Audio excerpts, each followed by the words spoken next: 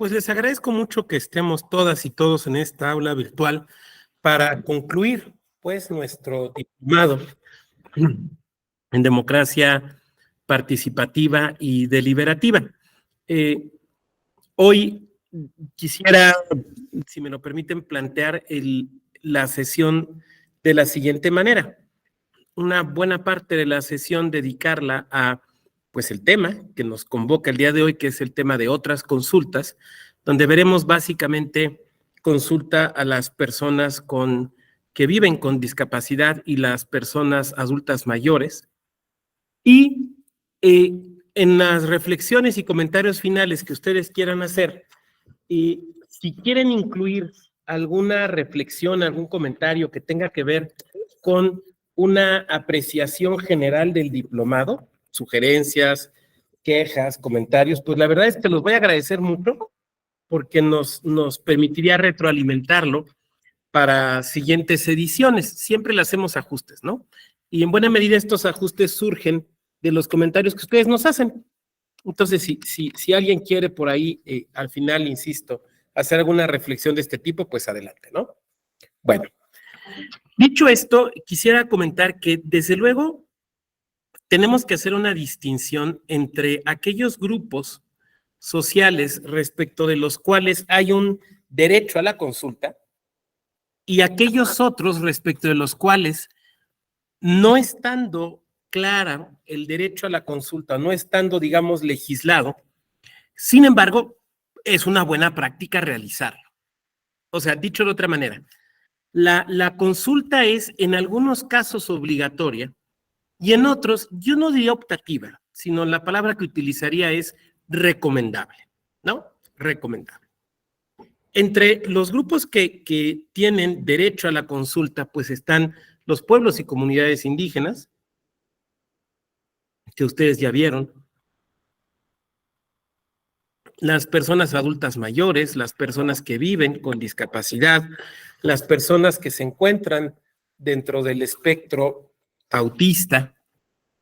Y hay otros grupos respecto a los cuales, al menos yo, no encuentro con claridad un mandato de consulta.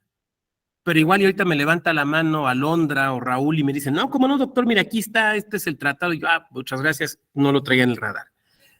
Pero que resulta una buena idea la consulta. Estoy pensando en, por ejemplo, en la comunidad LGBTIQ, donde, insisto, no veo con claridad algún artículo constitucional o algún tratado del cual necesariamente se desprenda, pero desde luego resulta recomendable. Diría, por ejemplo, que para tomar una acción afirmativa respecto de cualquier grupo vulnerable, lo ideal sería realizar la consulta, ¿no? Lo ideal sería realizar una consulta. ¿Por qué razón?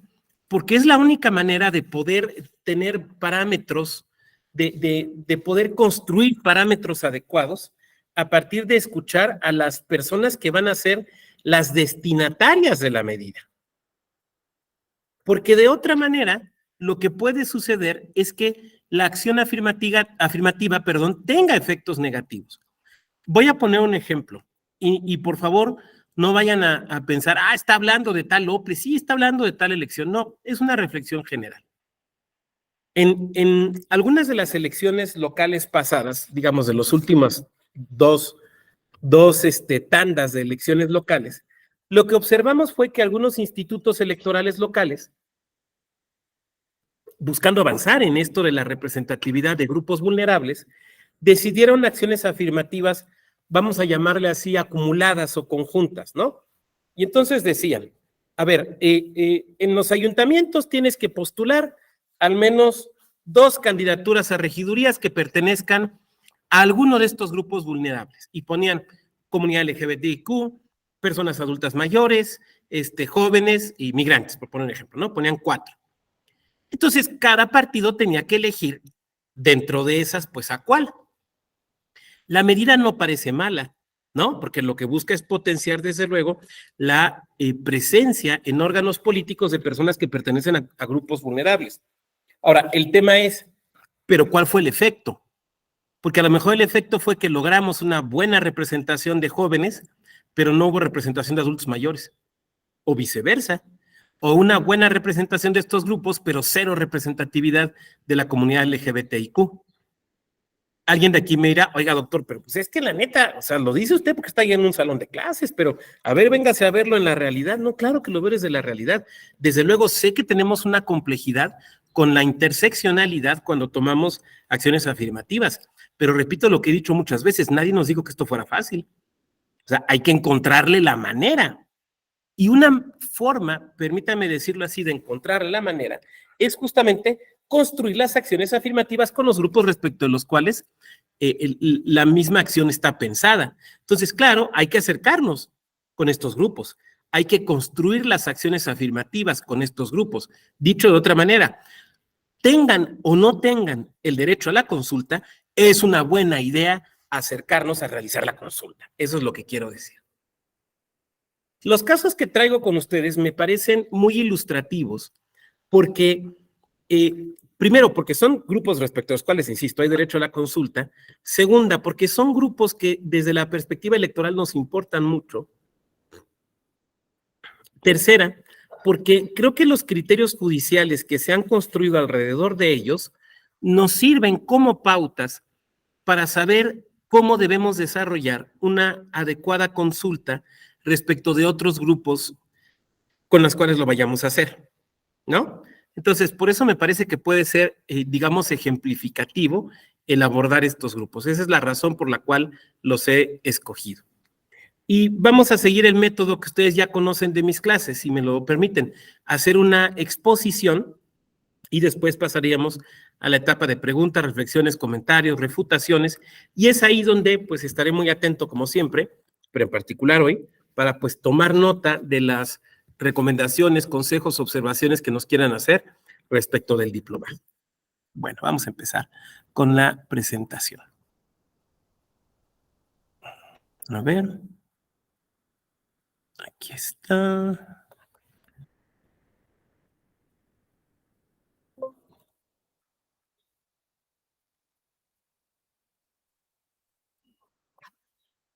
Vamos a empezar a hablar del derecho a la consulta de las personas con discapacidad.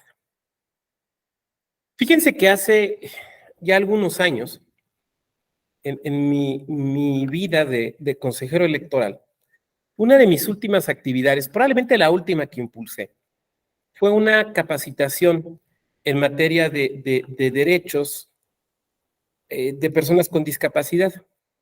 Y la consultora que muy amablemente aceptó darnos esta capacitación, que había trabajado temas para el INE, para empresas privadas y demás, me decía, mira,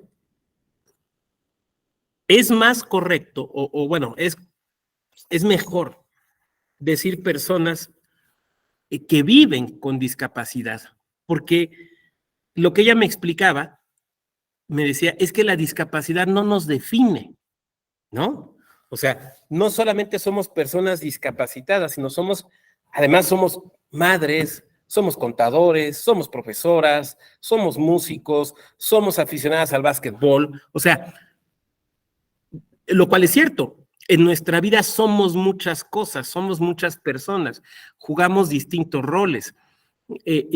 Aquí ustedes son el alumnado y yo soy el profesor, pero al rato tomo un curso que dé Virginia y ella va a ser la profesora y yo el alumno. O sea, jugamos distintos roles. Y lo que ella me decía, entonces, o sea, lo que quería remarcar era que la discapacidad no define a la persona, forma parte de lo que es, pero no implica la definición de la persona. Y por eso me decía, mejor hay que hablar de personas con discapacidad. Lo quisiera enmarcar desde una perspectiva jurídica. ¿Por qué razón? Porque es desde el derecho de donde surge la obligatoriedad de la consulta, pero también la precisión de qué grupos son los que tenemos que consultar. Por favor, si alguien que esté en computadora me hace favor de leer esta lámina, quien quiera. Adelante, Luis. Dice, Convención sobre los Derechos de las Personas con Discapacidad. Artículo 4. Obligaciones generales. Los Estados partes se comprometen a asegurar y promover el pleno ejercicio de todos los derechos humanos y las libertades fundamentales de las personas con discapacidad sin discriminación alguna por motivos de discapacidad, A tal fin, los estados partes se comprometen a en la elaboración y aplicación de legislación y políticas para hacer efectiva la presente convención y en otros procesos de adopción de decisiones sobre cuestiones relacionadas con las personas con discapacidad. Los estados partes celebrarán consultas estrechas y colaborarán activamente con las personas con discapacidad, incluidos los niños y las niñas con discapacidad, a través de las organizaciones que lo representan. Muchas gracias. Veamos esta disposición. No se reclaman derechos humanos distintos, ¿no? Se reclama la seguridad en la tutela y la protección de los derechos humanos de que gozan las personas con discapacidad por el simple hecho de ser personas, ¿no? O por el simple hecho de ser ciudadanas, o por el simple hecho de tener capacidad de obrar, o sea, los catálogos ferrayolianos, vamos a llamarle así porque así son, ¿no? Los catálogos ferrayolianos de derecho. Lo que sí establece es una obligación de los estados. Oye, materializa esos derechos, llévalos a la realidad, no discrimines. Por lo tanto, este tema forma parte de la democracia inclusiva, ¿no? O sea, ¿cómo hacemos que la democracia llegue y pueda ser ejercida por las personas que viven con una discapacidad? Pero también de la igualdad real, de la igualdad material. Lo que nos está llamando este tratado es al ejercicio de los derechos, no al mero establecimiento de los derechos. Por lo tanto, un Estado no puede decir, no, yo ya cumplí, mira, no tenemos discriminación, no hago distinción legal, se le reconocen los mismos derechos, ya cumplí. Oye, ¿y materialmente haces algo para cumplir? No, no, pues eso ya ese es otro tema. No, no, ni madres. Igualdad real, igualdad real. No discriminación real, efectiva, perceptible, ¿no? Como vamos a ver, esto tiene que ver con acciones positivas, o sea, con actos, no con meras abstenciones de los estados. O sea, la no discriminación no implica solamente la abstención de legislar de manera discriminatoria, implica también la obligación de realizar actos concretos y específicos para eliminar la discriminación. Ahora, hasta ahí digamos que, bueno, estaríamos de acuerdo, pero no hay derecho a la consulta. Pero el derecho a la consulta viene en el párrafo 3, y esta, desde luego, es una convención firmada por México, y dice, en la elaboración y aplicación de legislación, o sea, para legislar. Bueno, la Corte ha declarado inconstitucionales leyes porque no se ha cumplido con esta disposición, con la consulta. Para legislar y fijar políticas para hacer efectiva la presente convención, por ejemplo, acciones afirmativas. Las acciones afirmativas en sede administrativa, en sede electoral, son eso, son políticas públicas y se tienen que tomar realizando consulta. Ay, oiga, fíjese que acá en Mioples queríamos tomar una acción afirmativa a favor de estos grupos, pero pues ¿para qué preguntarles? Pues porque tienes que preguntarles. O sea, primero por lógica, ¿no? Segunda, porque tienes que preguntarles. Tienen el derecho, pero además quiero que observemos algo. Dice, los procesos de adopción de decisiones y demás, los estados partes celebrarán consultas estrechas. ¿Se fijan que adjetivaron? O sea, no simplemente dice consultas, que pudiera ser, pues le pregunté a una persona. Consultas estrechas, esto es, consultas efectivas, esto es, consultas reales, no fingimientos de consultas, no ejercicios de mera legitimación de la decisión que ya tomé, no, ya le pregunté a las personas especialistas, no. El derecho a la consulta no es de las personas especialistas, en este caso de discapacidad o en el otro caso de personas adultas mayores. El derecho a la consulta es del grupo objetivo en particular, o sea, derecho a la consulta de las personas con discapacidad, no de las y los especialistas en discapacidad. ¿Sí voy siendo claro cómo es una cosa totalmente distinta? Insisto, algo que creo que ya he comentado en alguna clase anterior, yo no estoy diciendo que no puedas ir con los especialistas a preguntarle, claro que lo puedes hacer, está bien que lo hagas, pero eso no sustituye el derecho a la consulta. Por lo tanto, lo tienes que hacer. Dice, consulta estrecha y colaborarán efectivamente con las personas con discapacidad, incluidas niños y niñas con discapacidad, a través de las organizaciones que lo representen. Vas a hacer una consulta, hay que convocar organizaciones. Oiga, doctor, es que no sé si en mi estado hay. No, te aseguro que sí hay. No, de que hay. O sea, hay que buscarlas. Pero de que hay, estoy segurísimo que hay. Oiga, doctor, eso quiere decir que entonces, a ver si lo voy entendiendo bien, tengo que hacer la consulta, tengo que acercarme a las organizaciones. ¿Eso quiere decir que solamente pueden participar las personas que pertenezcan a una organización? No, claro que no. Porque, fíjate, el derecho a la consulta no es de las organizaciones, ¿te fijas? El derecho a la consulta es de las personas. Lo que pasa es que las organizaciones son un mecanismo o una forma para llegar a ellas, pero el derecho a la consulta no es como tal simplemente de las organizaciones, es de las personas. ¿Nos va quedando claro esto? Bien, sigamos. ¿Quién me puede ayudar con esta lámina, por favor? Alguien más, así vamos oyendo distintas voces. Adelante, Raúl. Gracias, profesor. Buen día a todas y todos. Artículo 3º. Para lograr los objetivos de esta convención, los Estados partes se comprometen a, primero, adoptar las medidas de carácter legislativo, social, educativo, laboral o de cualquier otra índole necesarias para eliminar la discriminación contra las personas con discapacidad y propiciar su plena integración en la sociedad, incluidas las que se enumeran a continuación, sin que la lista sea taxativa. A. Medidas para eliminar progresivamente la discriminación y promover la integración por parte de las autoridades gubernamentales y o entidades privadas en la prestación o suministro de bienes, servicios, instalaciones, programas y actividades, tales como el empleo, el transporte, las comunicaciones, la vivienda, la recreación, la educación, el deporte, el acceso a la justicia y los servicios policiales, las actividades políticas y de administración. Les platiqué gracias Raúl, cuando siendo consejero nos cayó la Comisión de Derechos Humanos. ¿No les he platicado esa? Bueno, venía el proceso electoral y ya estaba, bueno, no el proceso, la jornada, ya estábamos muy cerca de la jornada. Y de repente nos llega, pues, un escrito de la Comisión Estatal de Derechos Humanos, pues acerca de las casillas, ¿no? Cuando me dicen esto y empiezo yo a leer, yo dije, ¿pero por qué? La Comisión Estatal de Derechos Humanos no tiene ninguna competencia en materia electoral, ¿no? Ninguna. Y las casillas no las ponemos nosotros, las pone el INE. Esa fue mi reacción, así como de bote pronto, ¿no? Así como, ¿y estos qué se están metiendo, no? Pero seguí leyendo.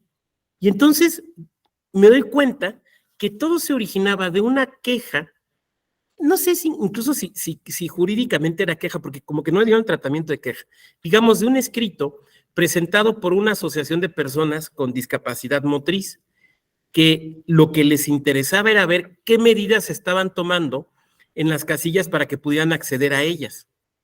Y entonces, cuando ya leo completo el texto, porque esa fue mi impresión así como de bote pronto al empezar a leerlo, ¿no?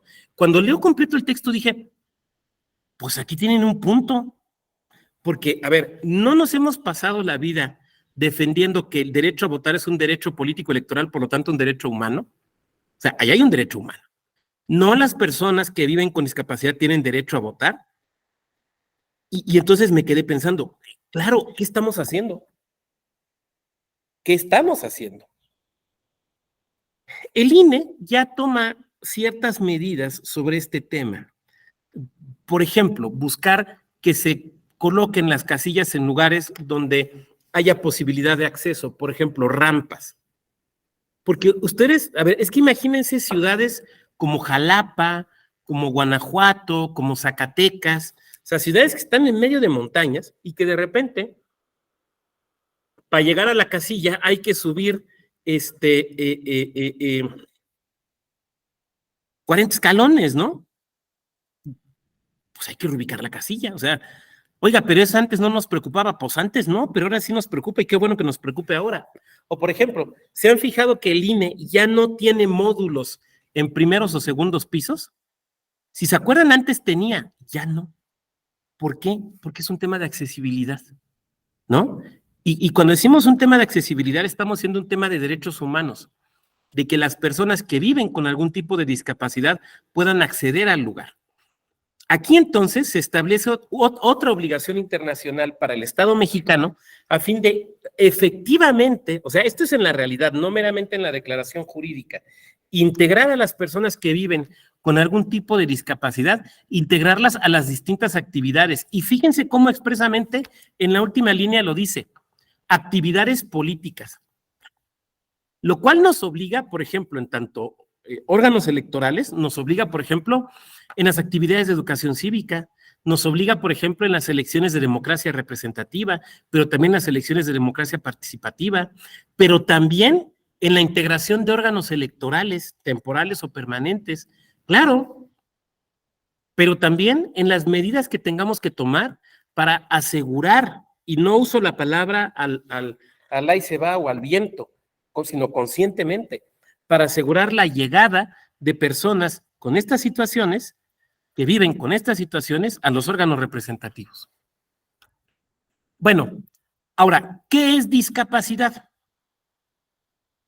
¿Cuáles son los distintos tipos de discapacidad? ¿Cuál es? Esta es una pregunta importantísima, el modelo mexicano respecto de discapacidad. Y se los voy a plantear con una pregunta que me acaban de hacer hace un par de días. ¿Quién nos ayuda a leer, por favor?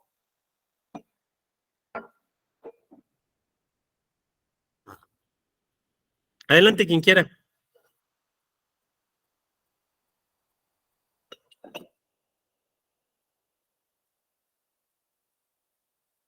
Dale, Alondra, gracias. Sí. Noveno, discapacidad. Es la consecuencia de la presencia de una deficiencia o limitación en una persona que al interactuar con las barreras que le impone el entorno social puede impedir su inclusión plena y efectiva en la sociedad, en igualdad de condiciones con los demás.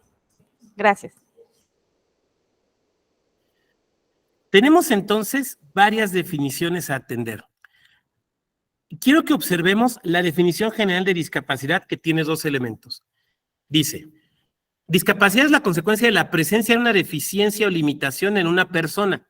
Ese es el elemento personal, la deficiencia o limitación que tiene una persona. Puede ser por nacimiento, puede ser derivada de las circunstancias de la vida, la que ustedes se imaginen. Que al interactuar con las barreras que impone el entorno puede impedir su inclusión. La discapacidad, entonces, no es una circunstancia solamente de la persona, sino es de la persona y del entorno. Es el entorno el que hace evidente la discapacidad y le impide poderse integrar. Lo voy a poner con un ejemplo. Cuando pues estábamos en la pandemia y empezábamos como que a salir y a tratar de reactivar la economía y demás, ustedes recordarán que, por ejemplo, se tomaron medidas respecto de los restaurantes, ¿no? Y se dijo, bueno, pueden abrir, pero con límite de las personas y tal distancia entre las mesas y demás, ¿no? Y entonces se dijo, en casi todas las ciudades de México, vamos a permitirle a los restaurantes que ocupen parte de la calle. ¿Por qué? Porque circula el aire, es un espacio abierto, va a ser más difícil que el bicho se propague, ¿no? Y entonces dijimos, bueno, pues es una buena medida, reactivamos la economía, las meseras, los meseros vuelven a tener trabajo, la gente puede salir, es una buena idea. Oye, ¿cómo ves esto de ocupar las aceras? Pues está bien, porque ahí circula el aire, ¿no? Va a ser más difícil que nos contagiemos.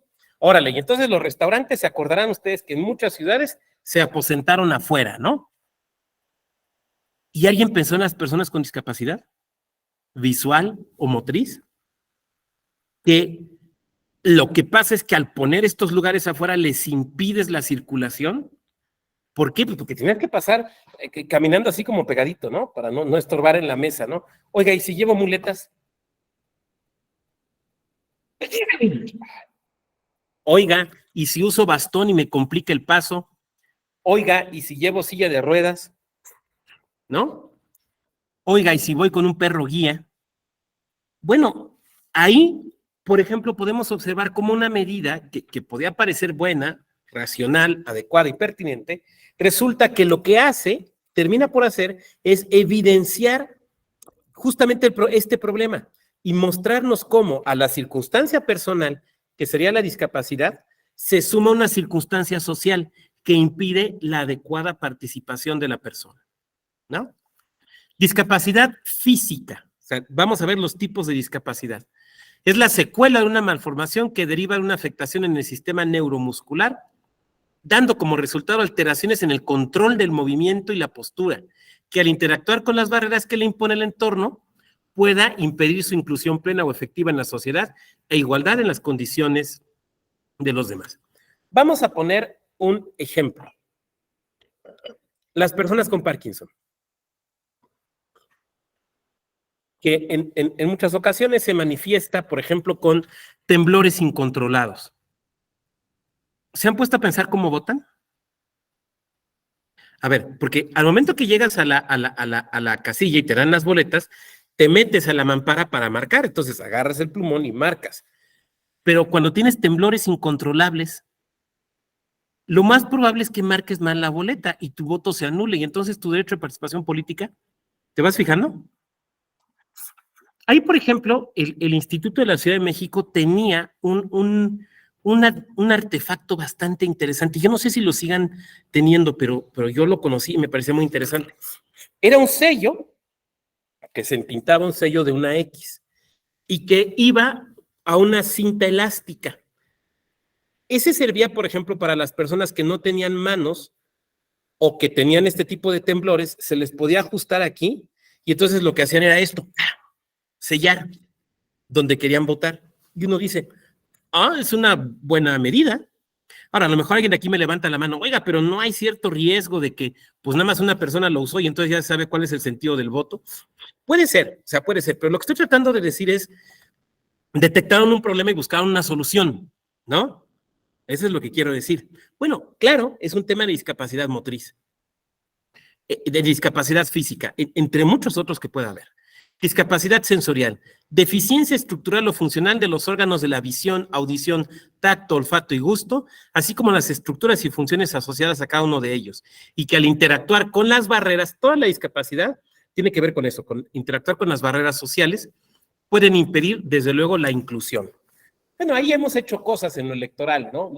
Los sobres que utilizamos para introducir las boletas y que se pueda leer en braille y se pueda decidir el sentido del voto. Yo recuerdo un caso que me tocó dictaminar. Era yo coordinador de asesores de los consejeros y una consejera me turna un escrito de una asociación que proponía boletas en braille, que se hicieran boletas en braille. Me dice, a ver, estúdiate el asunto. O sea, ahí me tienen estudiando. Y la observación que hicimos fue que podíamos tener problemas en cuanto a la secrecía del voto, porque pocas son las personas en ese momento que siendo invidentes podían leer braille. Y esto podía provocar que, por ejemplo, se usara una por casilla y entonces se develara el sentido del voto.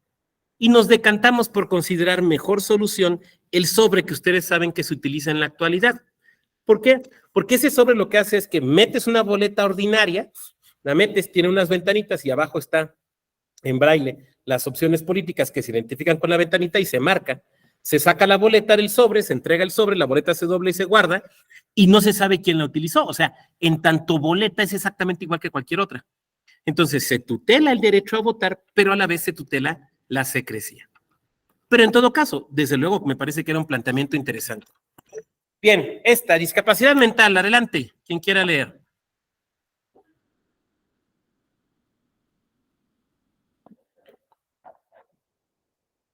Discapacidad mental, alteración o deficiencia en el sistema neuronal de una persona que aunada a una sucesión de hechos que no puede manejar, detona un cambio en su comportamiento que dificulta su pleno desarrollo y convivencia social. Y de nuevo, que al interactuar con las barreras, fíjense cómo siempre son esos dos elementos, el elemento subjetivo, o sea, lo que tiene la persona, lo que trae la persona, y el elemento objetivo, que es la barrera exterior. Discapacidad intelectual. Se caracteriza por limitaciones significativas tanto en la estructura del pensamiento razonado como en la conducta adaptativa de la persona a los distintos entornos. Y de nuevo, que al interactuar implica este tipo de situaciones. A ver, ahí les quiero plantear una pregunta, voy a dejar de compartir. Ahí les quiero plantear una pregunta que me hicieron. Esta es una pregunta real, me la hicieron la semana pasada. Se las voy a plantear y ustedes a ver qué opinan. La pregunta fue, me la hizo una autoridad local. ¿Una persona con síndrome de Down puede ser candidata?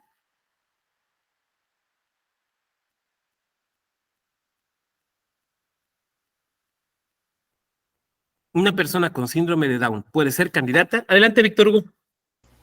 Gracias, doctor. Buenos días a todas, todos. Si el ser candidato es un derecho, bueno, considero, si el ser candidato o candidata es un derecho, luego entonces ese derecho necesita el desdoblamiento de algunas capacidades, y si en las capacidades, además de la intelectual, son algunas otras que implican el poder tomar decisiones que pudieran darle contenido a un desdoblamiento de la vida, no tanto de él, sino de otros muchos más, tendremos que cuestionarnos, ¿no? Las capacidades, pero no porque sea en sentido negativo, sino las capacidades que pudieran darle contenido al desdoblamiento de cada una de las habilidades como persona humana. No sé si puedo darle contenido. No podríamos contestar sí o no sin antes no evaluar, creo que ese aspecto. Gracias, Víctor. Y sería también preguntarnos, ¿puede ser funcionaria de casilla? A ver, creo que Wilfrido está levantando la mano y había otra, pero luego me la bajaron. Adelante, Wilfrido. Gracias, maestro. Pues es un tema muy interesante. Yo en lo personal pienso que mientras no tenga restringidos sus derechos o limitados sus derechos, pues los puede ejercer. Creo que también el máximo tribunal de la Suprema Corte en esta materia ha eliminado muchas restricciones de personas que antes se sometían a interdicción. Entonces ha declarado que tienen expeditos sus derechos para hacerlos valer. Entonces, en esta nueva tónica, yo creo que mientras no tenga restringidos los derechos o limitados, sí los puede ejercer. Gracias, maestro. Muchas gracias. Pedro. Sí, coincido con los compañeros. Yo solamente sumaría los argumentos, una lógica de progresividad en los derechos, ¿no? Creo que es todo lo que ya se comentó, decir, bueno, vamos a ver qué más podemos hacer para promover la inclusión de estas personas, ¿no? En una lógica también de un modelo psicosocial de la discapacidad, que es justo lo que estamos comentando en páginas previas, en diapositivas previas. Exacto, Pedro, es ese modelo. De hecho, ahorita vamos a ver una jurisprudencia. Sí, claro. A ver, a mí, dice Héctor, sí pueden ser candidatos a funciones de casilla, incluso siendo candidatos, pueden valerse de consejeros personales para el desarrollo de sus funciones. Gracias. A ver, a mí me pareció una pregunta muy interesante porque fue una pregunta práctica, ¿no? Y creo que no es una pregunta a la que uno pueda responder, ¿cómo decirlo así? Solamente es una perspectiva teórica, porque no era un caso de laboratorio, ¿no?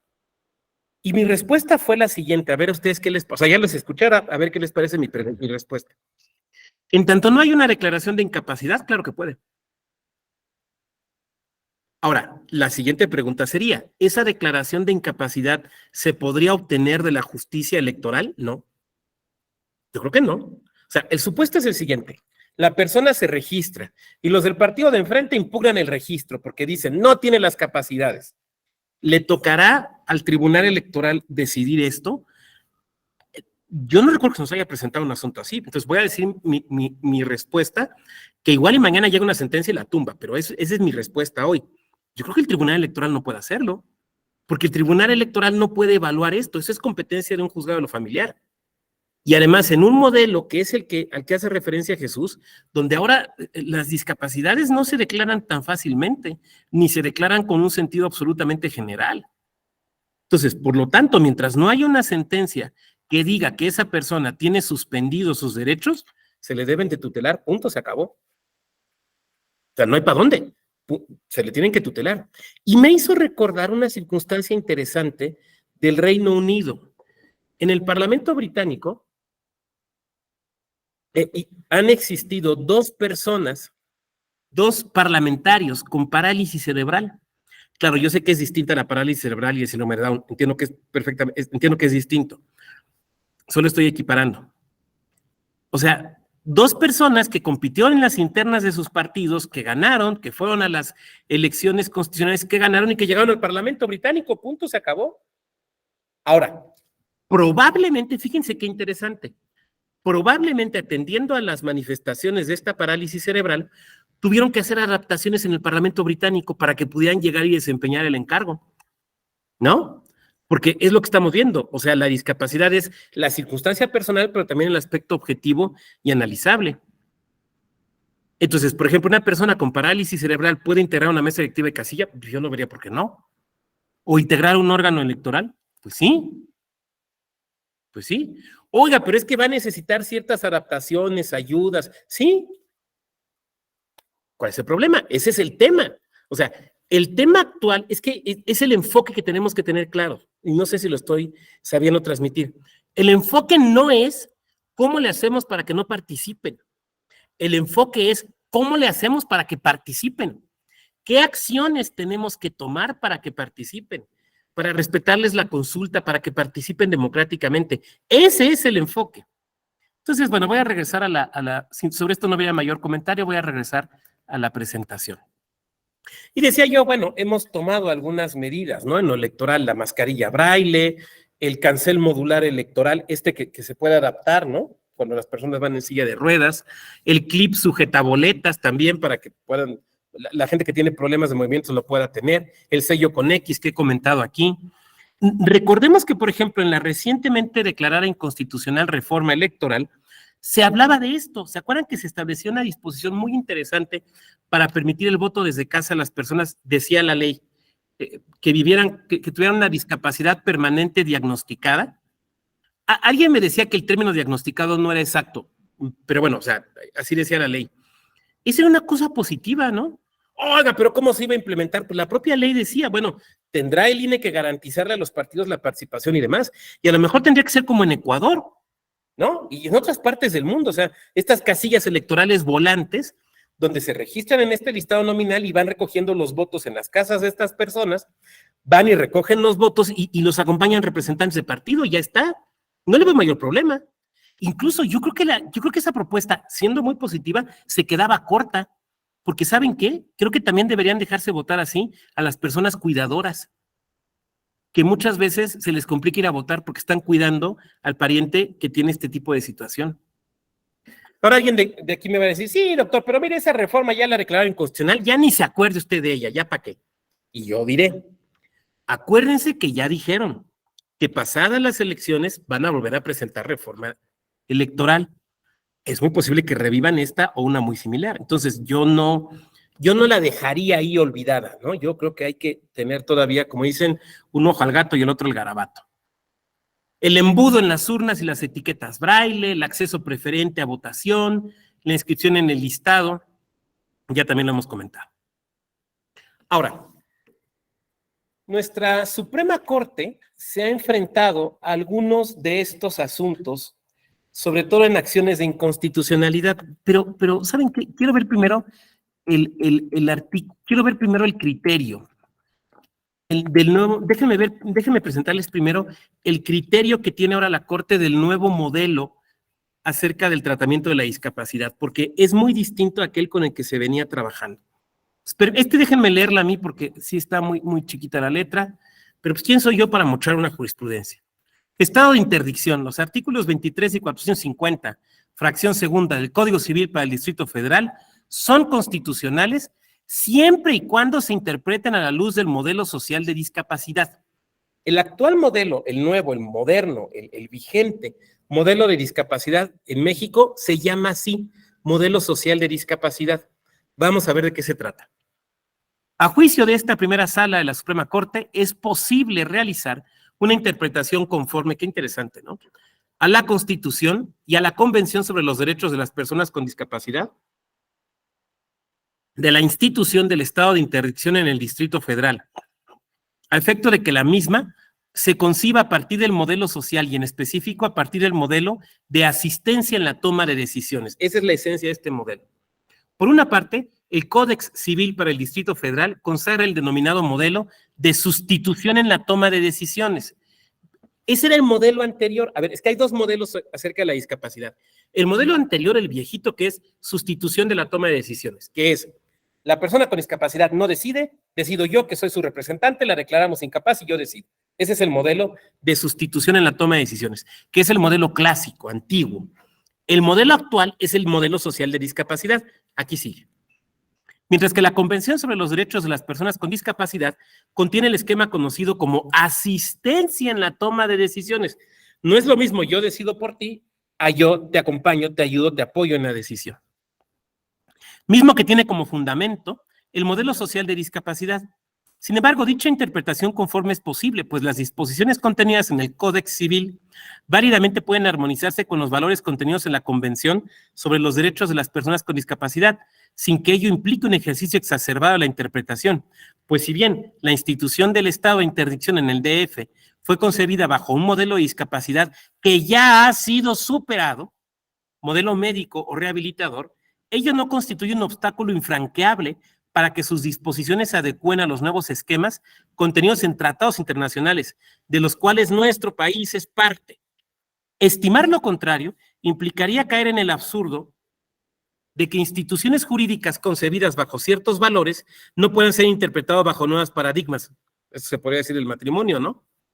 Constitucionales e internacionales, lo cual conllevaría a la concepción de un sistema jurídico solamente dinámico ante reformas legales y no frente a interpretaciones jurisdiccionales. Qué espléndida filosofía constitucional hay aquí. Lo cual claramente es contrario al principio pro persona que consagra nuestra Constitución. Así como el régimen de estado de interdicción de la legislación contempla, no resultan inconstitucionales siempre y cuando se interpreten a la luz del modelo social. Qué interesante lo que nos está diciendo, ¿no? ¿Cuál es el modelo rehabilitador o de sustitución de la voluntad? Es el modelo tradicional en el cual, frente a una situación de discapacidad, lo que el Estado tiene que hacer es declarar la discapacidad y que otra persona decida. Ese es el modelo tradicional, ¿no? Entonces, oye, pero es que el grado, el tono de la discapacidad, a lo mejor en lugar de declarar discapacitar a la persona y que no pueda tomar decisiones, habría que hacer adecuaciones en el entorno. No. Declaramos discapacidad y entonces que fulano o perengano decidan en su nombre. Oye, pero es que es una persona que podría por sí misma, con cierto apoyo, ni madres, que otros decidan. Ese es el modelo tradicional. Pero ese modelo ya está en el basurero de la historia jurídica, si me permiten decirlo así. El modelo que tenemos ahora es el modelo social de discapacidad o de apoyo o de asistencia en la toma de decisiones. Este modelo lo que te dice varias cosas. Lo primero es, no todas las discapacidades son iguales. No tienen la misma profundidad o las mismas características. Y no necesariamente porque se presente algún tipo de discapacidad, la persona no puede tomar decisiones por sí misma. Probablemente requiere algún tipo de asistencia o de ayuda que el propio Estado deba de brindar. Bueno, ¿no acaba de pasar con una sentencia la semana pasada de aquí de la Sala Superior respecto a las convocatorias de los soples? Cuando dice, deben ser incluyentes, ¿no? Para que las personas que tengan alguna discapacidad puedan acceder a ellas. Entonces, si tu convocatoria solo se puede acceder a ella de forma visual, pues no está siendo incluyente. ¿Por qué? Porque las personas invidentes o con debilidad visual también tienen derecho a participar. Por lo tanto, bueno, ¿cómo le vamos a hacer para que esas personas reciban la información? Los procesos de selección, ¿cómo le vamos a hacer para que las personas que tengan alguna discapacidad puedan participar en ellos? ¿Se fijan cómo hay un cambio de fondo? ¿Se fijan? O sea, del modelo donde que no decidan, nosotros decidimos, al modelo de que no. La idea es qué podemos hacer como sociedad, como Estado, como entorno, para que tomen decisiones. Por eso ya no es la sustitución de la decisión, ahora es el apoyarte en tomar la decisión.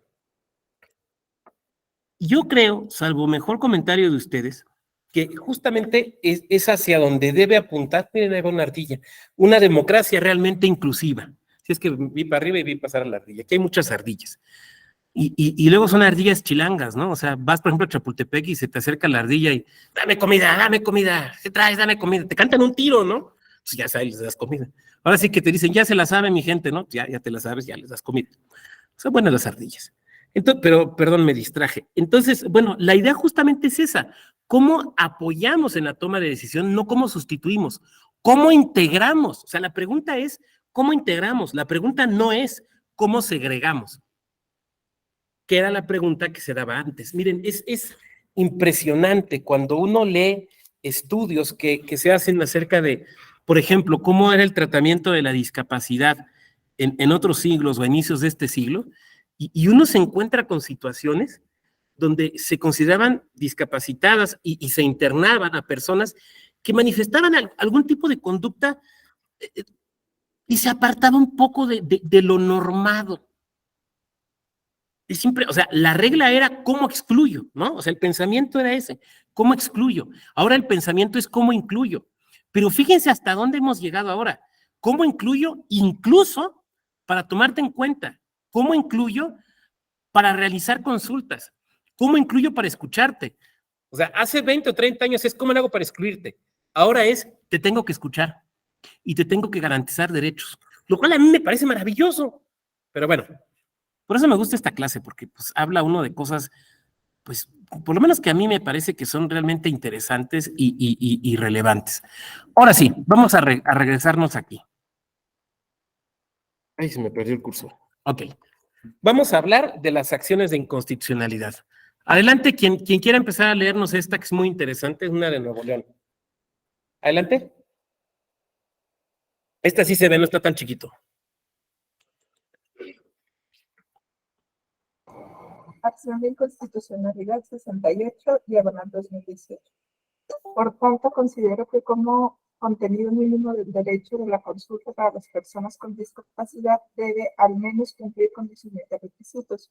Primero, una convocatoria pública abierta y previa para que todos los involucrados que señala la propia Convención Internacional puedan participar oportunamente en el tema y dar sus opiniones. Segundo, relacionado con el punto anterior, debe haber una difusión adecuada a la propuesta legislativa inicial, es decir, de la iniciativa y, de ser el caso, de ser varias las iniciativas del dictamen original sobre de ellas de la Cámara de Origen, así como del dictamen de la revisora, en caso de que haya introducido cambios en relación a la de su colegislador, puesto que se trata de un proceso legislativo. Perfecto. A ver, déjenme conecto la compu, se está acabando la pila. Espérame un segundito.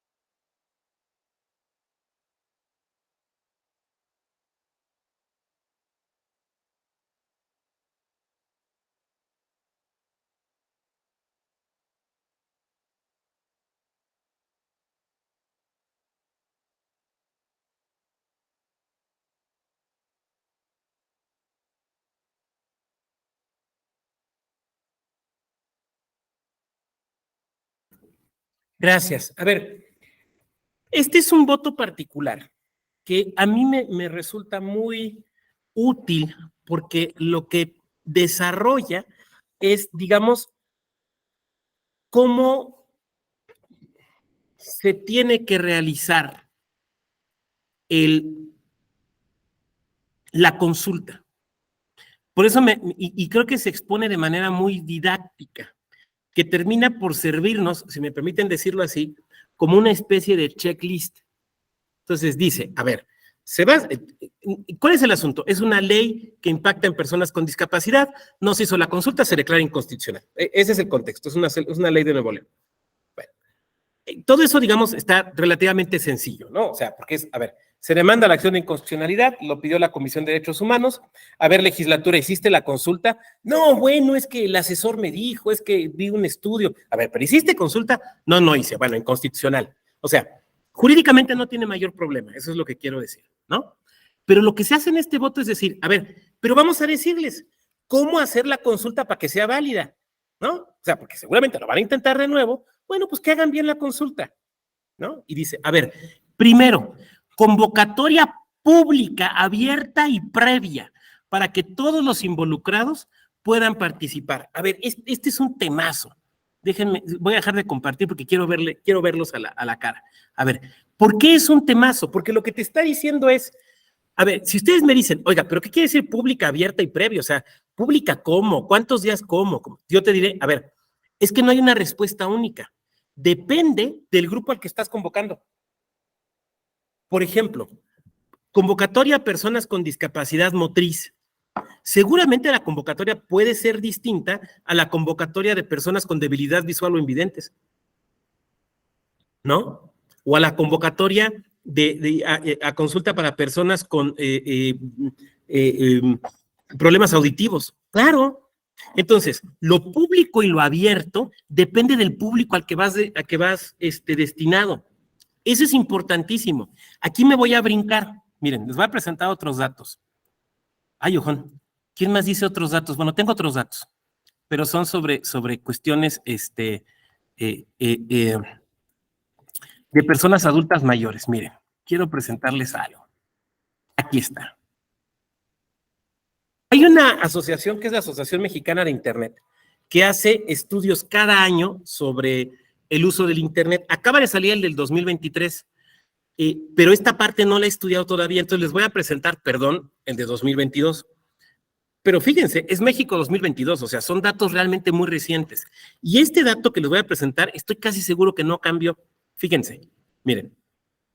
Vamos a suponer que vamos a hacer una consulta a las personas adultas mayores. Bueno, miren. Y entonces decidimos, pues como no tenemos dinero, nunca hay lana, pues vamos a hacer la consulta, vamos a lanzar la convocatoria en internet, ¿no, doctor? Pues es lo más rápido, lo más fácil, lo más eficiente, no nos lo van a observar y económicamente es lo más adecuado. No, miren los datos. Datos duros.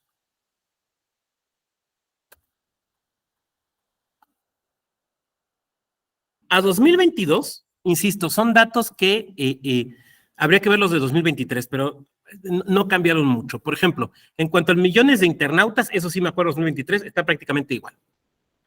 Bueno, fíjense, el 42.9% de las personas no usuarias en Internet son mayores de 55 años. Entonces, ¿sabes qué? Tu convocatoria no fue abierta. Tu convocatoria no fue adecuada atendiendo al grupo poblacional al que quieres llegar. ¿Por qué? Porque de entrada estás dejando fuera al 40% de ese grupo. Oiga, doctor, pero pues es que hacerlo de otra manera sale caro. Bueno, es que nadie dijo que tenga que ser barato. O sea, en todas las disposiciones que vimos, ninguna dijo, la consulta debe ser estrecha y económica. ¿No? ¿No? Fíjate, entonces, si tú haces una consulta así, cuando llega a tribunales te van a decir, oiga, pues es que no fue abierta. ¿Cómo que no fue abierta? Si ahí está en la página de internet, sí, pero vea, este público no la ve, ¿no? Vean, 22%, el 35% de la población mayor de 55 dice que no sabe usar internet. Y alguien de aquí me va a decir, ay, doctor, pues sí es bien fácil, uno le pica aquí. A ver, no es lo que te parezca a ti, no te están consultando a ti. Tú no eres el grupo respecto al cual van a hacer la consulta. El 22% señala que el internet es caro. Y más, hay otro elemento. A menor capacidad económica, menor conectividad. ¿Por qué? Por una cosa muy sencilla. Nada más te alcanzas a comprar el lamparita del Oxxo o nada más alcanzas a tener internet cuando te conectas ahí en un parque de tu ciudad. Punto, se acabó. Entonces, realizar una consulta solamente para internet, para un grupo social como este, pero además, te voy a hacer una pregunta. ¿Cómo andan de conectividad en tu estado? Porque estos son datos nacionales, pero ¿cómo andan en tu estado? A mí me impactó, fui a hablar de estos temas el año pasado al Congreso de Oaxaca y preparándome para la plática, di con un dato que a mí me sorprendió. Solo el 29% de la población en Oaxaca tiene acceso a internet. Solo el 29%. Entonces, si haces en Oaxaca una consulta solamente por internet, para cualquier grupo, ¿Va a ser abierta y pública? ¿Va a ser una convocatoria real? Me da la impresión de que no. Entonces, ¿qué hay que hacer? A ver, lo primero, acércate con las agrupaciones, convócalas. Lo segundo, ¿qué otros medios puedes utilizar? Tiempo en radio y televisión, entrevistas, en los periódicos. No sé si va a ser una situación, una consulta muy localizada, perifoneo, volanteo, ¿no? ¿Cuál es el programa que se escucha en las mañanas ahí en tu lugar? Ahí, pues es que aquí escuchan radiotrompeta y el programa es Las Mañanas con Don Jaimito. Pues vas a Las Mañanas con Don Jaimito. O sea, lo que estoy tratando de decir es que para que la convocatoria sea abierta y efectiva, tienes que pensar en el grupo al que va dirigido. Porque si no, no va a ser una consulta adecuada. Bueno, déjenme, me regreso aquí a lo que nos dice el voto particular. Segundo, debe haber una difusión, al menos propuesta inicial. A ver, vas a hacer una ley sobre personas que viven con discapacidad, tienes ya la iniciativa y vas a hacer los foros para la consulta. Bueno, ¿dónde pueden ver la iniciativa? No, pues es que es lo que vamos a discutir. Pues por eso, güey, para que, perdónenme el tecnicismo, pero para que la discutan necesitan conocerla, ¿no? ¿Cuál es? Bueno, es que la estamos terminando. Ok, ¿qué tienes? ¿Tienes una iniciativa? ¿Tienes dictámenes? ¿Tienes estudios? ¿Qué tienes? Eso ponlo al acceso. Que las personas que quieran participar accedan a eso, para que cuando lleguen al foro, cuando se realice la consulta, te puedan decir, oye, tales y tales artículos, yo no estoy de acuerdo por estas y estas razones. Oye, estos estudios que te hicieron o en los que te estás apoyando, mira, ya están viejos, son de 2015, salió este nuevo estudio la semana pasada. O sea, información pública y abierta, pero además de fácil acceso. ¿Cuántas veces queremos realizar un trámite o acceder a información de una institución pública y nos metemos a la página y la página está hecha para que no podamos, ¿no? Está todo ahí oculto y necesitas tener la mentalidad de un ingeniero en sistemas para llegarle, ¿no? No es intuitivo. Bueno, tienes que tener pública la información para que la gente sepa de qué va a opinar. O sea, es que tú no puedes simplemente decir, consulta sobre acción afirmativa para que haya más candidaturas de tal grupo social. Ok, a ver, doña consejera, ¿tiene usted o don consejero, tiene usted un dictamen? ¿Tiene usted un proyecto? ¿Tiene usted un estudio? ¿O nomás es la pura inquietud? ¿Qué información tiene para que podamos dialogar, interactuar con base en esa información?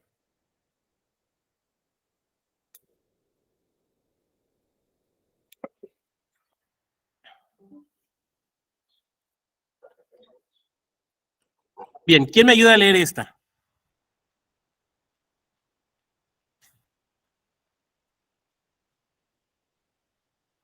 Es la continuación de este voto particular. Adelante. Entiendo que la difusión debe ser adecuada en tanto ha de ser accesible en un lenguaje entendible por todos los interesados, dado que en estos procesos deben participar personas y sus organizaciones que las representan, quienes no necesariamente cuentan con la asesoría jurídica idónea para entender el alcance de todos los términos y tecnicismos jurídicos que puedan existir en las leyes. ¿Continúa? Sí, por favor. Que la convocatoria se haga con los plazos razonables y adecuados para que esta participación pueda ser efectiva. Cuarto, debe ser de buena fe. Esto entendiendo como un proceso en donde se pretende escuchar, no nada más oír a los interesados para incorporar todas aquellas propuestas plausibles que puedan enriquecer el producto legislativo que finalmente se aprobará. A ver, voy a empezar por lo... perdón. Partiendo además del supuesto de que las opiniones que se viertan no necesariamente resultarán obligatorias para la autoridad legislativa, pero sí que la obligación es escucharlas, tomarlas en cuenta, analizarlas y en su caso, de ser enriquecedoras para la ley que se pretende expedir, sean tomadas en cuenta. Permítanme citar a ese gran par de filósofos que fueron don Manuel Alejandro y el hijo predilecto de Clavería, don José José. Los voy a parafrasear. Casi todos sabemos oír, pero pocos sabemos escuchar. Y la diferencia es que oír es, ¿han visto ese capítulo de Los Simpson donde Marge está hablando y Homero la está viendo, pero está pensando en otra cosa? Eso es oír, eso es oír. Cuando estamos en un debate y me están diciendo algo y yo estoy pensando en cómo les voy a responder, eso es oír. Escuchar es poner atención, es concentración, es tratar con respeto a tu interlocutor y buscar entender lo que te dice y la lógica de lo que te está diciendo y por qué te lo dice. Lo que nos está pidiendo aquí el ministro es que cuando se hacen este tipo de ejercicios, debe hacerse con respeto, responsabilidad y seriedad. No son, repito, y báilenme a quien quieran, no son ejercicios de mera legitimación. No es, aquí está la iniciativa y vénganme a echar porras, no. Es, aquí está la iniciativa y díganme ustedes cómo la mejoramos. Bajo una postura, permítanme decirlo así, de humildad, donde el órgano legislativo o el administrativo o el electoral te está diciendo, no lo sé todo, lo estoy tratando de hacer de la mejor forma, pero tú que vives con la situación particular y en concreta, tú dime cómo lo puedo hacer mejor para que a ti te sirva, para que la medida, la acción, la política pública o la ley realmente te sirva. Lo que quiero es que sirva. Lo que quiero no es que me aplaudan, lo que quiero no es que me digan qué bonita ley, lo que quiero es que me digan, tu ley sirvió, tu ley cambió la realidad, tu acción afirmativa, en efecto, permitió ampliar la democracia. Eso es lo que quiero. Por eso, ven y dime lo que me tengas que decir. Digo, de preferencia no me la vayas a mentar, ¿no? O sea, también que haya buena fe del otro lado, pues, pero ven como ciudadanía y te voy a escuchar. No puede ser simplemente un ejercicio de legitimación. No puede ser un ejercicio donde digas, solamente los expertos y las expertas, a ver, enséñeme su título. No, ni madre, son ciudadanas y ciudadanos que tienen derecho a la consulta y tienes que oírles. Mejor diría yo, tienes que escucharles, ¿no? Tercero, yo sé que me fui de abajo para arriba, pero es que esta parte me parecía sustancial. Por lo tanto, una cosa que se tiene que demostrar es ¿qué tratamiento le diste a la información? O sea, ¿hay algún tipo de memorias? ¿Se está realizando algún escrito? ¿Hubo algunas conclusiones que luego se discutieran en alguna comisión, en algún órgano colegiado? ¿Cómo se integró esto al dictamen final? Porque, perdón, pero tu iniciativa, tu propuesta, siendo la misma idéntica que presentaste de la consulta, perdón, pero entonces esa consulta fue ficticia.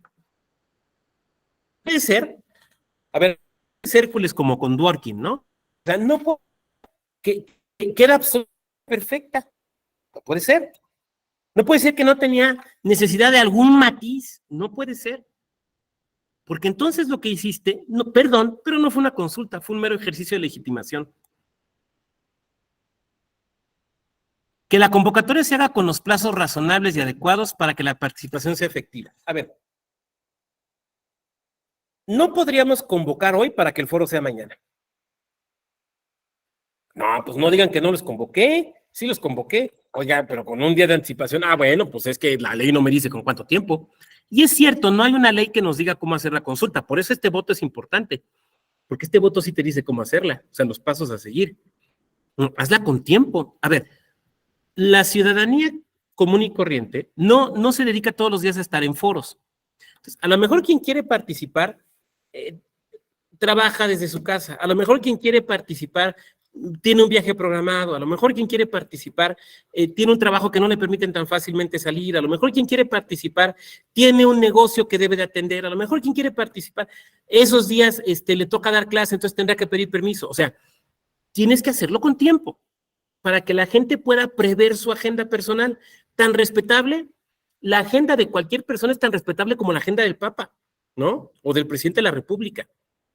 Y porque además se tiene que preparar. A ver, vamos a ver la iniciativa que se está presentando, el proyecto de las consejerías, vamos a analizarlo, a ver cuáles son los estudios que citan, déjame ver si encuentro otros. Bueno, tengo que plasmar aquí por escrito mis propuestas. Se necesita tiempo. Entonces, una consulta intempestiva, una convocatoria intempestiva, no acredita una consulta real. Eso es lo que quiero decir, ¿no?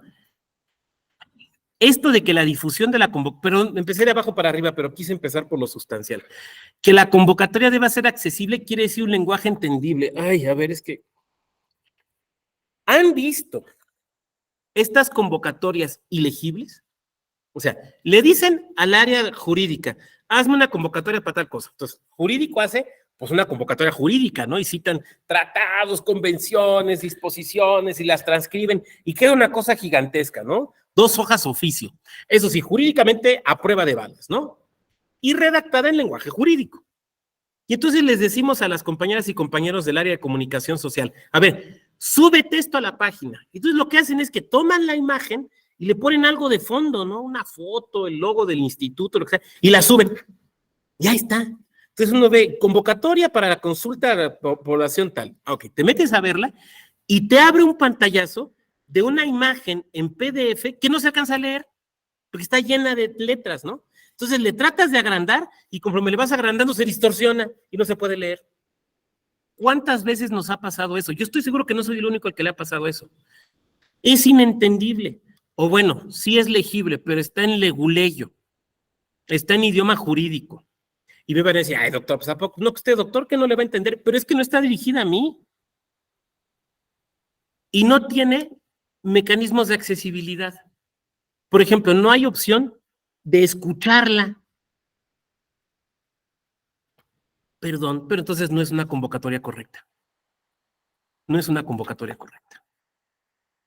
Bueno, quiero mostrarles nada más, antes de pasar a las preguntas y comentarios, les quiero pasar a mostrar, en el caso de las personas adultas mayores, lo que nos dice la Ley General de... ¿Lo tienes programado? Lo que nos dice la Ley General de los Derechos, la Ley de Derechos de las Personas Adultas Mayores. Esta es una ley general. Seguramente hay leyes similares en los estados, pero esta es una ley general. Fíjense estos 2 supuestos que dice esta ley. Dice, autonomía y autorrealización. Todas las acciones que se realicen en beneficio de personas adultos mayores de 60 para arriba, como dicen, 60 y más,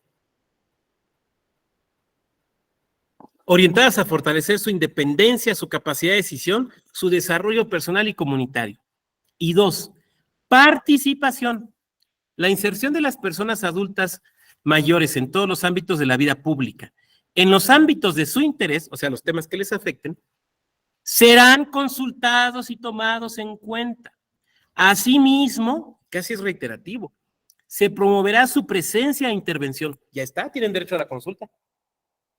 ¿Vas a tomar acciones afirmativas a favor de candidaturas de personas adultas mayores? ¡Qué bueno! Pregúntales. Tienen derecho a la consulta. Ahí está. Es una ley general. Y además, esto está reforzado por un pacto internacional que acaba de aprobar el Senado, bueno, hace como mes y medio, que es la Convención Interamericana sobre Derechos de las Personas Adultas Mayores.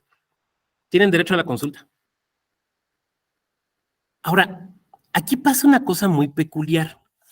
Si ustedes siguen, por ejemplo, la actividad de la Suprema Corte o las cuentas en redes sociales de la Suprema Corte, se habrán fijado que, digamos que una o 2 veces al mes, declaran inconstitucional alguna ley, sobre todo local, pero también pasa con las federales, por no respetar el derecho a la consulta.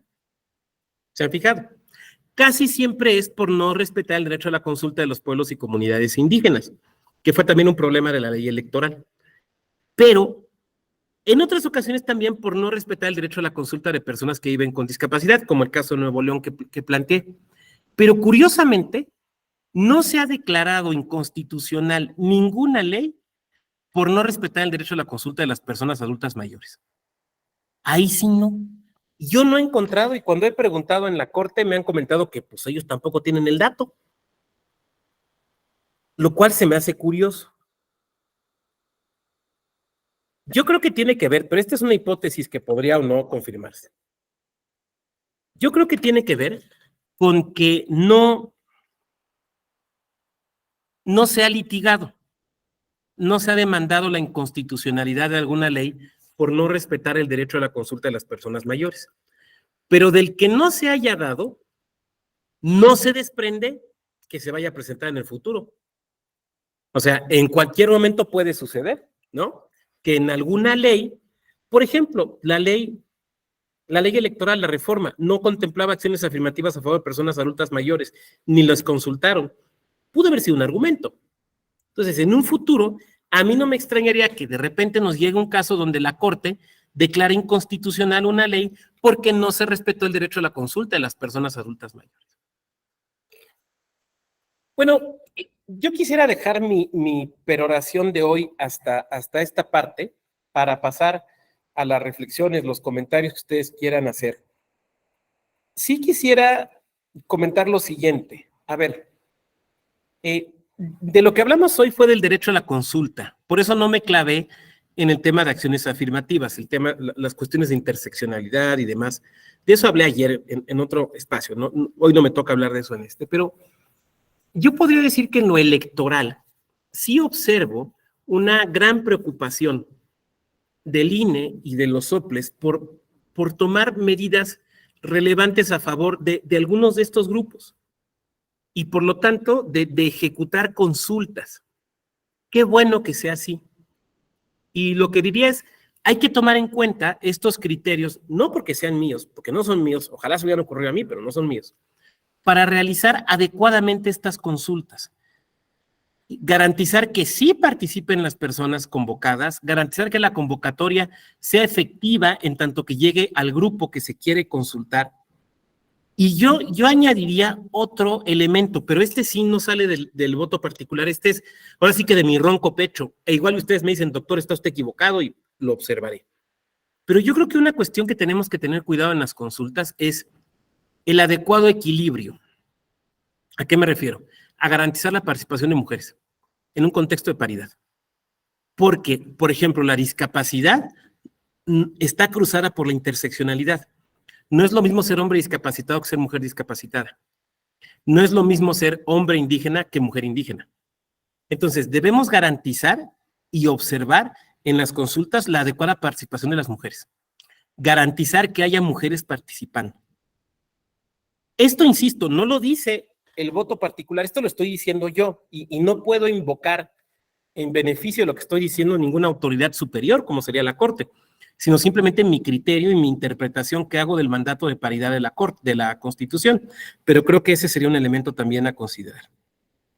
Muy bien, pues abrimos el espacio para sus preguntas, reflexiones, comentarios y o refutaciones. Entonces, quien quiera empezar, y si quieren, decía yo, hacer algún comentario respecto de cómo mejorar el diplomado, pues también se los voy a agradecer. Entonces, adelante, quien quiera empezar.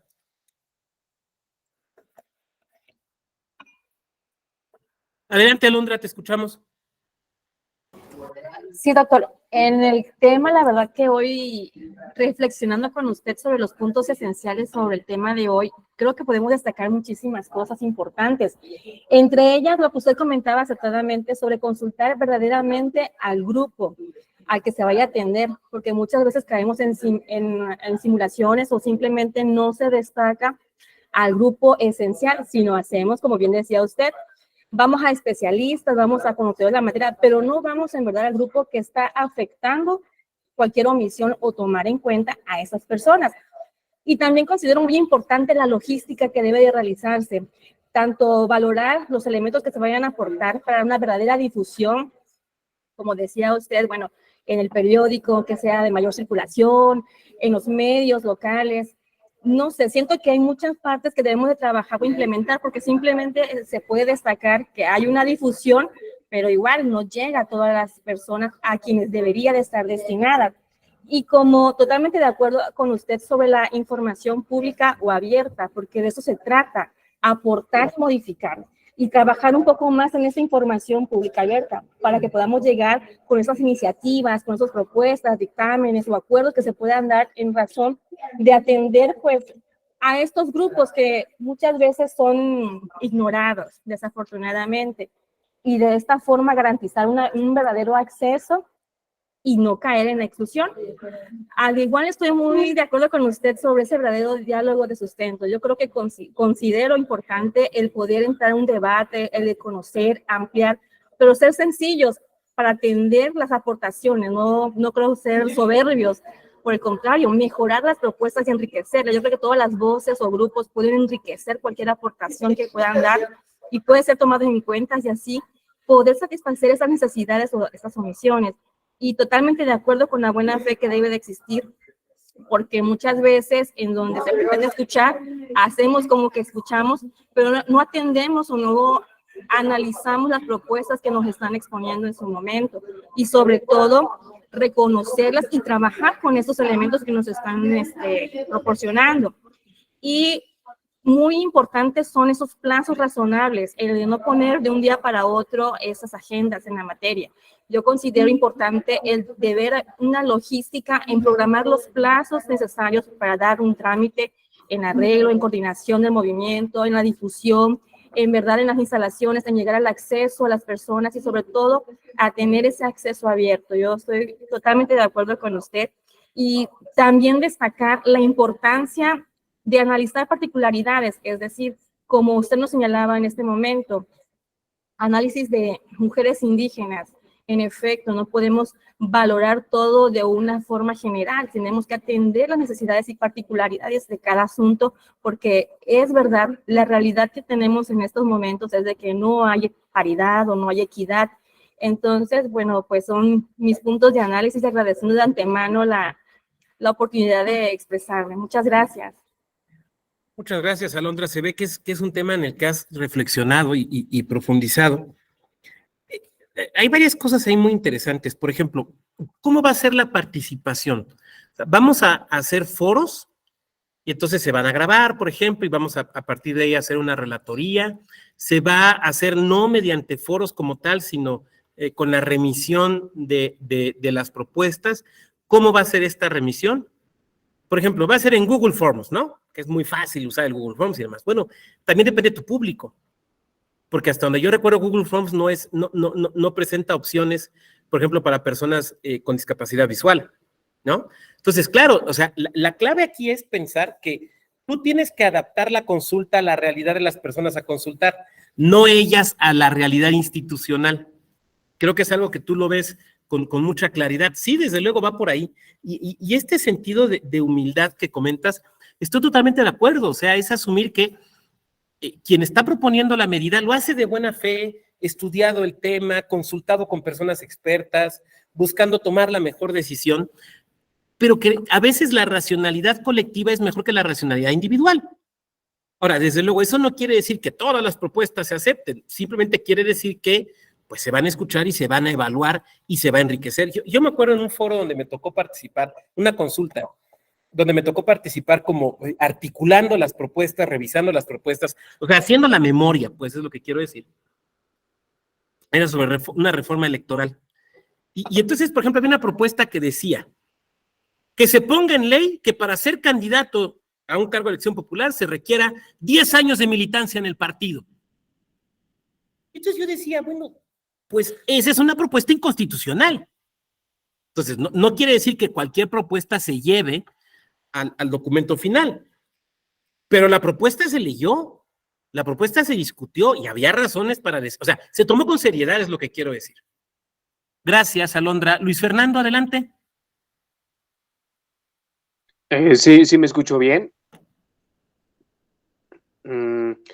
Pues efectivamente se deben de realizar todos los diferentes tipos de foros, consultas, de foros de debate, seminarios, así, para que tengamos como ciudadanos la conciencia de que todas las comunidades afromexicanas, indígenas, las personas con discapacidad, todo eso tengan un papel que desempeñen, ya sea en el ejercicio público, ya sea en una diputación, en una presidencia de un partido, de una asociación política o en todos los diferentes cargos de servicio público que existan, que deben de existir todos esos foros, ya sea organizado por ONGs, organizado por partidos, organizado por gobiernos. Pero ahorita yo creo que no sería tan viable que los gobiernos hagan ¿cómo se llama? todos solos, porque desafortunadamente los gobiernos se confían más en los intereses que en los intereses que en los propios de la ciudadanía, o sea, se enfocan en intereses mezquinos. Así que se debe de corregir todos esos traspiés que los partidos políticos están desempeñando, y desafortunadamente con este gobierno para mí no les están dando importancia, no les están dando chance a estas comunidades que realmente deben de darles prioridad. No por nada, no sé si ustedes han escuchado que René Juárez Cisneros decía en uno de sus discursos que él peleó constantemente contra la discriminación, contra los estereotipos y todo lo sabido y por haber, porque él nació de ascendencia afromexicana. Recordemos que él nació en Acapulco. Y efectivamente, sus razones tuvo antes de que se fuera por COVID-19. René Juárez sí luchó inalcanzablemente para llegar hasta donde había llegado. Peleó constantemente para ser buen presidente de Acapulco, excelente gobernador, un buen coordinador de los legisladores priistas. Y sí, efectivamente, debemos de tener en cuenta que todo lo que hagamos nosotros como ciudadanos, si no toma acciones el gobierno para hacer esos foros, consultas, o todas las organizaciones y partidos que existen, si no hacen ese tipo de consultas y todos esos mecanismos ciudadanos, desafortunadamente no lo vamos a hacer jamás. Gracias, Luis. Creo que por eso resulta relevante lo que platicábamos al inicio, ¿no? O sea, ¿qué grupos tienen el derecho a la consulta y sin el cual la medida puede devenir o la ley puede devenir inconstitucional, ¿no? Y ahí no le queda otra al gobierno más que, pues, hacerla bien. Vuelva a lo mismo, o sea, no puede ser simplemente un ejercicio de mera legitimación política. Claro, el tema de las comunidades afromexicanas es interesantísimo, o sea, a ver, es que se han puesto a pensar, digo, por una referencia rápida, se han puesto a pensar, por ejemplo, que tenemos dos grandes héroes nacionales afromexicanos y que normalmente no los reconocíamos así. Estoy pensando en Morelos y en Guerrero, ¿no? O de repente pensamos que no hubo presencia afromexicana en lugares donde hubo. Voy a poner un ejemplo, Querétaro. No, pues ahí no hubo, doctor. Bueno, a ver, en la época virreinal, junto al río Querétaro estaban los batanes, donde se teñían las ropas de colores, con chinchilla y cosas por el estilo. Y los que trabajaban con los batanes eran afromexicanos. ¿Cuánta población de origen, no sé si de cultura, pero de origen afromexicana, habrá en Querétaro que no se sabe? Bueno, simplemente por apuntarlo. Muchas gracias, Luis. Víctor Hugo, adelante. Gracias, doctor. Bueno, dando contenido a la participación de mi compañera y compañero, considero que este tema que usted hoy nos toca, sin duda, es demasiado utópico, toda vez de que, pues yo, a juicio propio, considero la democratización de ese tipo de participación de los grupos vulnerabilizados históricamente, pues no se ha realizado, sigue sin realizarse. ¿En qué sentido? Lo digo desde un sentido crítico, y la crítica que le sumo a este comentario tiene que ver con un sentimiento de no estaticidad, sino de movilidad. Esta movilidad a que aludo es de que, si bien es cierto, el derecho en el que nos manejamos hoy día, del siglo XXI, aún no ha superado la situación mecanicista que las y los servidores públicos, dicho de esta manera, no ven. Tal vez aquellos ideólogos críticos de estas nuevas formas, o en la forma en la que vemos la democratización de la vida social de la sociedad, valga la redundancia, el derecho positivo ha dado mucho al traste. O sea, esta forma común en la que el operador y la operadora jurídica, o aquellos servidores públicos que se dedican a este tipo de ideales, como usted lo dijo, un abogado, cuando se le hace decir, cuando se le permite o se le pide hacer tal o cual cosa, siempre lo va a hacer de una manera leguleya, dicho de manera coloquial, pero no es más que una situación mecanicista. Algo hecho por el mismo positivismo, y esa es una crítica que se ha hecho a la dialéctica de la Ilustración, ¿no? O sea, hemos caído en ese momento. El caso es superarlo, ¿no? Superar esa deshumanización del otro, de la otra. Y ese otro y otra ya no nada más son los que son iguales a él, sino los que somos diferentes, porque todos somos diferentes.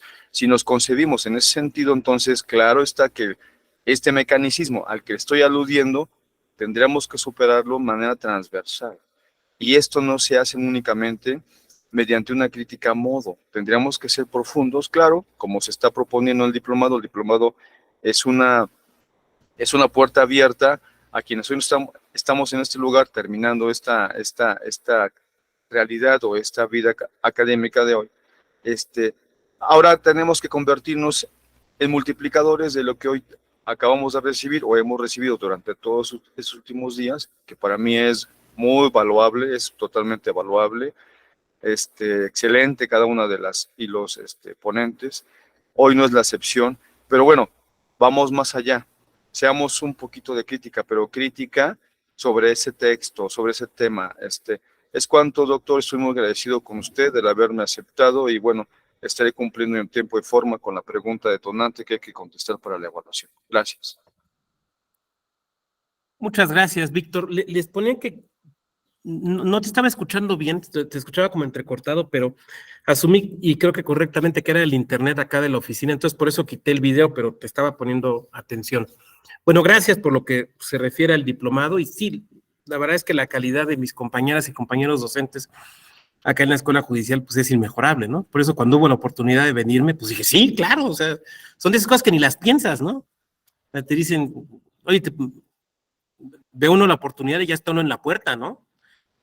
Claro, a ver, bueno, me das un poco en el Cora, ¿no? Porque yo me reconozco como positivista hartiano, pero yo creo que tiene que ver es que son preguntas distintas, o sea, esta no es una clase de teoría del derecho, pero diría que son tres preguntas. Una, ¿qué es el derecho? Que se puede responder desde una visión positivista. Dos, ¿el derecho es justo? Que es una pregunta filosófica distinta. Y tres, ¿por qué obedecemos al derecho? Que es casi una pregunta psicoanalítica. Y lo que yo diría es que el error que a veces cometemos es abordar las tres como si fueran la misma, y son cosas distintas, ¿no? O sea, una cosa es identificar el derecho y otra cosa es lograr que el derecho sea justo, bajo alguna definición o parámetro de justicia.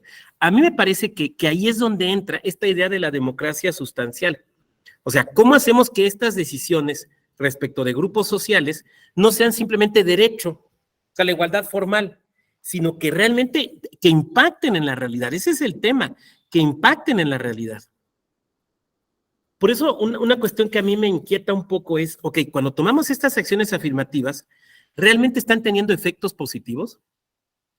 ¿Las estamos midiendo de alguna manera? ¿Sabemos que sí están funcionando o no las medimos y pensamos que están bien? O hacemos una especie de reviviscencia, ahora que se puso de moda la palabra, ¿no? De reviviscencia del modelo de sustitución de la voluntad. Y en lugar de preguntarles a los grupos, nosotros decidimos por ellos, porque pues yo soy experto, ¿cómo no voy a saber? No, es que no sabes, porque no vives con la circunstancia, no vives con la realidad, tienes que preguntarle a quien vive con ella y construir en conjunto. Y yo creo que además, esa es la idea de una auténtica democracia donde todas y todos abordamos los temas públicos y tomamos decisiones en conjunto. Pero es que a lo mejor es algo complicado, o sea, a lo mejor ahí hay un enfoque que a mí se me está perdiendo, porque cuando estamos en un foro público, cuando estamos en una consulta y yo soy don senador, y enfrente está una persona y me está diciendo su ley está mal por A y B y C y D, y encima me lo está demostrando, a lo mejor yo me digo, pero ¿cómo es posible si yo soy senador? ¿Cómo vienen y me quieren corregir? ¿Qué les pasa? Y a lo mejor es difícil despegarse de eso. Pero no sé, nunca he sido senador, entonces a lo mejor, porque implica esa actitud de, a ver, no es que me esté criticando a mí como persona, me está diciendo qué observa mal y cómo lo podemos mejorar. Pero por eso creo que tenía mucha razón Alondra cuando hablaba justamente de esta idea de una humildad de quien escucha. Muchas gracias, Víctor. ¿Quién más?